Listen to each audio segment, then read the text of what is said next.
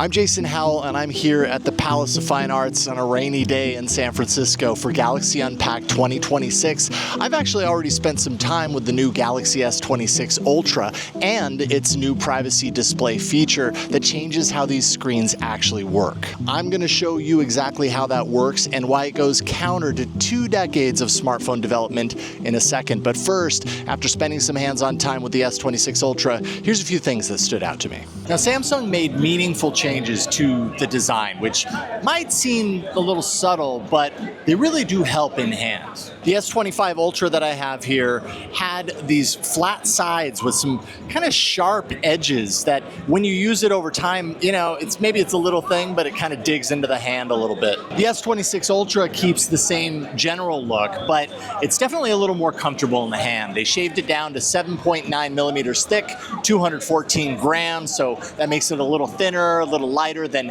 any Ultra before it, in fact. And for a phone this size, it actually feels pretty manageable in one hand. Enormous, yes, but also manageable. And I gotta say, I really like the camera design with the little glass island. Looks really sharp. Overall, this is not a radical redesign. And even Samsung itself said that this isn't really meant for S25 users to feel like they have to upgrade, more meant for like S22, S23 users to upgrade from.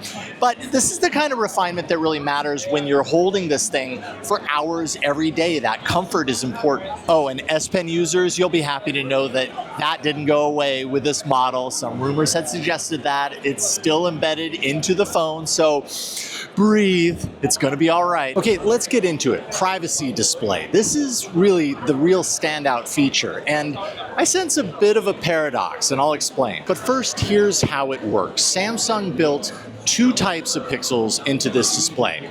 Wide-angle pixels that emit light in every direction, which is kind of what we're used to, it's what every phone uses. And then new narrow-angle pixels that shoot light straight out at a 90-degree angle. And so when you flip on privacy display, the phone switches to only using those narrow pixels. So if someone next to you sits down and wants to glance at your screen, they see almost nothing. Now here's the thing that I find fascinating personally. We spent the better part of 2 decades berating smartphone makers for displays that looked terrible off-axis. That was one of the biggest knocks on early OLED and LCD panels. Viewing angles were a spec that we obsessed over, and now here we are in 2026 celebrating the ability to flip a switch and make our display look terrible off-axis on purpose. What was once old and undesirable is now apparently new and genuinely useful. History really does have a way of repeating itself in the most interesting ways. But what I really like is the implementation here. You can set it globally, you can set it for just a few specific apps, only when entering passwords, that sort of stuff. You can get really granular. And you can tie it to Samsung's routines, so it kicks in automatically based on time of day or location. And if a notification pops up from a privacy-enabled app, well, only that notification area goes private while the rest of your screen stays normal. That's super smart. And there are 2 intensity levels, partial and maximum. Maximum doesn't necessarily darken to full black, but it definitely dims enough to really do the job. I'll be very interested to see if other phone makers mimic this feature in the coming years. Hey, real quick to butt in here, I'm literally in the car editing this video after Unpacked. That's how crazy today has been. But if you like what I'm doing here, please subscribe to the channel. That way you won't miss any of the future updates that I have from events like these. Also XR devices, I'm doing a lot of coverage, so subscribe, I appreciate it. Back to the video. Now every phone launch is an AI phone launch now, even though Samsung's calling this an AI phone. That's just the reality. And the Qualcomm Snapdragon 8 Elite Gen 5 for Galaxy is made for the task. It's what's powering all of the S26 lineup. But what really excites me about what Samsung is doing here is that it feels like the pieces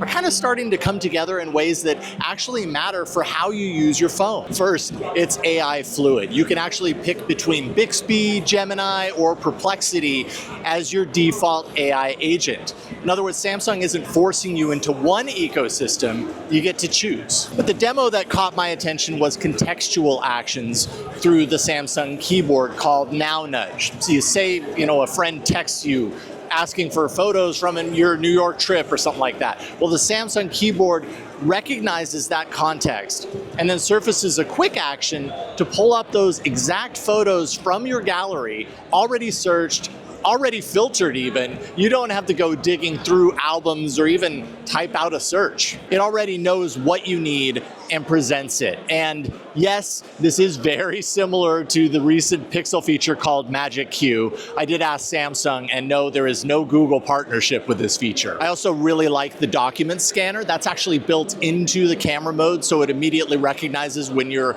looking at a document and that you might want to be scanning it instead of just taking a picture. Works super easily.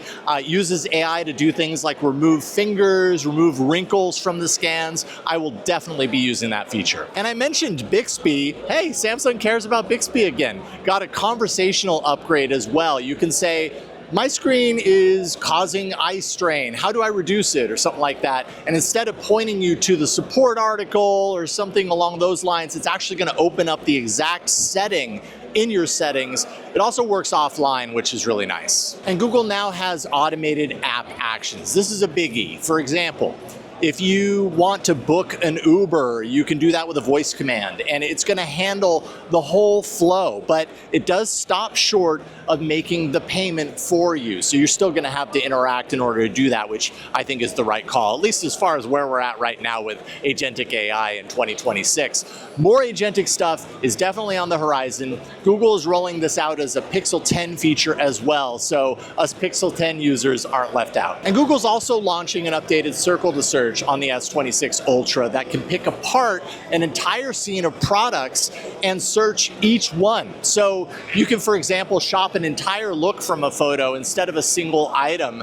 That's also coming to the Pixel 10. AI is continuing to influence the mobile experience in 2026. Like I said, it's all about agents and expansion, whether you like it or not. Personally, I'm excited to spend more time with it. Now let's talk about the cameras. The main sensor is still 200 megapixels, but it now has an f1.4 aperture. That's up from f1.7. And so that means it's going to do much better in low light. The 5x telephoto also got a wider aperture. So again, more light coming in. That's going to mean better low light performance. And I actually tested it out at the event. Nighttime shots, genuinely impressive. Neon lighting, for example, is something that would blow out an image. It's properly exposed. The color processing looks noticeably more natural. The 3x telephoto and ultra-wide sensors are the same hardware as last year, but Samsung tuned the night processing across all the lenses to create a more consistent look across them. And now that extends to the video on all the lenses as well. So even the cameras that didn't get new glass, they're benefiting from the software side for this as well. And then there's the new Horizon Lock feature for video. That's borrowing from like what you might see on like a GoPro. It uses the 8K video capability to crop down to 4K and stabilize and even auto frame in real time. And I absolutely love this. That's absolutely going to get used in my studio for stabilizing footage. As far as the battery, the Galaxy S26 Ultra packs the same 5,000 milliamp hour battery that Samsung has used on its Ultra line since the S22 Ultra back in 2022. So that's 4 years with the same capacity. I really do wish that they'd goose this up because silicon carbon battery technology exists, right? And it could deliver meaningful gains in energy density without adding size. But it's pretty clear Samsung isn't rushing into this. And no question, there are legitimate reasons for that. Longevity and safety, both real concerns with newer battery chemistry like silicon carbon. And Samsung, as we know, has some history on that front that makes its caution pretty understandable. Remember the Note 7. Charging speeds have bumped to 60 watts wired, getting you to 75% in about 30 minutes, at least according to Samsung, which is pretty solid. But honestly, I'd love to see a capacity increase in the Ultra someday. It definitely feels a little overdue. Now, I am disappointed about a few things. Samsung isn't including an embedded magnet for MagSafe type features here, especially now that we know that the Pixel 10 lineup, right, has Pixel Snap. I use it regularly. I love it.